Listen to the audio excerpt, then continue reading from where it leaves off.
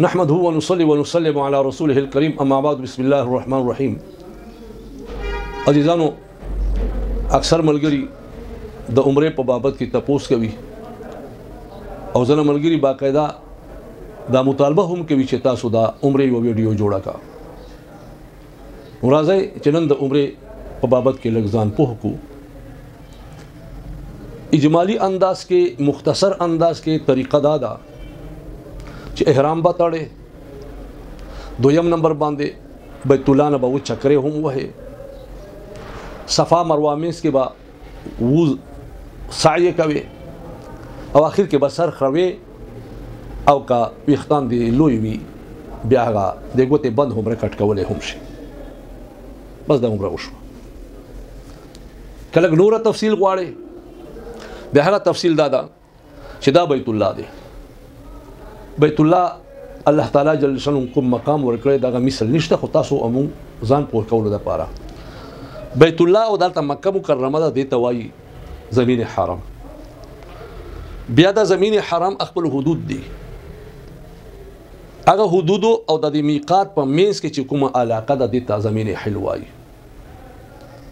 کچېره میقات نه بهر یې مثال په تور باندې طائف نه روانه قرن منازل بیا میقات دی، پاکستان نه یا لملم دی، مدینه منوره نه راځي ذوالحلیفه چې الته بیر علی او مسجد علی ورته وایي هغه ځای دی. نو بیا هغه ځای نه احرام تړي. اګه مکه مکرمه کې بیا زمین حرم نه اوزه کما مسجد عائشه ته وتلې کې جعران ته وتلې چې زمین حرم نه اوزه زمین حل ته شي بس الته احرام تړل شي. نو میقات کې به احرام وتړي بیا بیت الله تراشي دلته به و چکرې ل بیت الله نه وهي. په دې ځای کې حجر اسود دی، دې ځای کې دروازه او حجر اسود مینس کې دلته ملتزم دی، دا حتیم دی. دې ځای نه به شروع کوي چکر بر وهي، دې ځای پورې بیا دا یو چکر شو او دا به و چکرې وهي. بیا دینه چې فارغ شي بیا مقام ابراهیم ته براشه 2 رکعاته موز واجب د طواف په وکي. چې دینه فارغ شي بیا صفا ته راشه، صفا او مروه مینس کې با تیز رفتاری سره زی صفا نه به شروع کې مروه ته به ورسې دا یو چکر شو واپس راشه صفا ته 2 شول، دریم مروه، سلورم بیا صفا، پنځم بیا مروه ته، شپږم بیا صفا ته، صفا نه بیا مروه ته چې لا شوم پوره شو. دې مینس کې شنه بلپونه دي، دې بلپو مینس کې به مزید تیز شي، نور به تیز شي، خدا نه رانو د پاره دی. او چې دینه فارغ شي بیا لاړ شه د نایي دکان ته او یا په خپل باندې یا ملګری سر بدر اخروي کچيره د وی ګوتې بند هم نه کم وي به اخروا او کدی نه زیاتی خیر ده بیا ته لنډول هم شي یا په بشینه هم پکې چې هم وهاله شي. مزید لوګون دي تفصیل درته بیانوم. دوه پکې فرض دي، د یو ته شرط وای ابل ته رکن اعظم وای.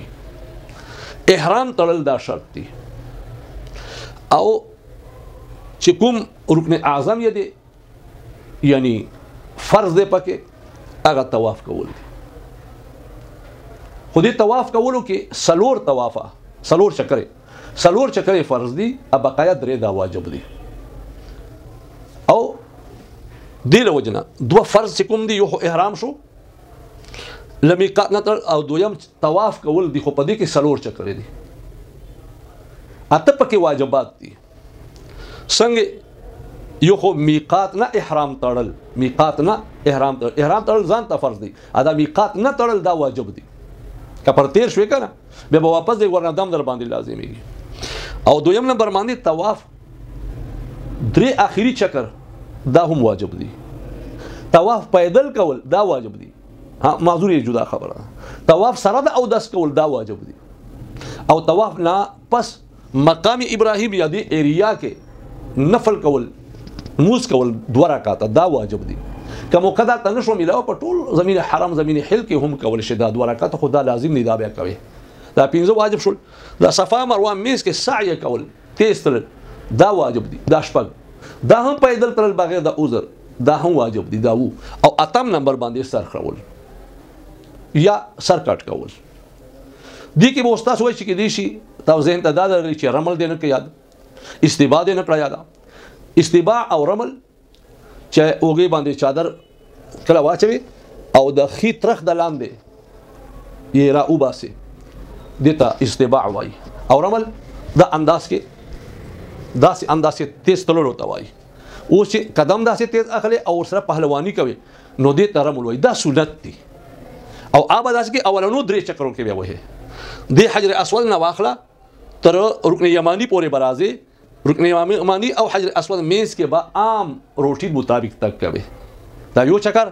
بیا حجر اسود نه تر رکن یمانی پورې به هغه سي رمل کوي او بیا به رکن یمانی او د حجر اسود مینس کې عام روټین مطابق تک کوي. او دریم چکر کې به هم د 3 اطراف ہوتا دا رمل کوي پهلوانی انداز کې او داسې تیز انداز کې به هم ورسره ځي.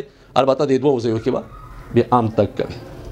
دي کې خاص دعا نور نشته. البته رکن یمانی او د هغه مینس کې د حجر اسود مینس کې دا دعا وایي داشته اللهم ربنا آتنا في الدنيا حسنة وفي الآخرة حسنة وقنا عذاب النار وأدخلنا الجنة مع الأبرار يا عزيز يا غفار يا رب العالمين.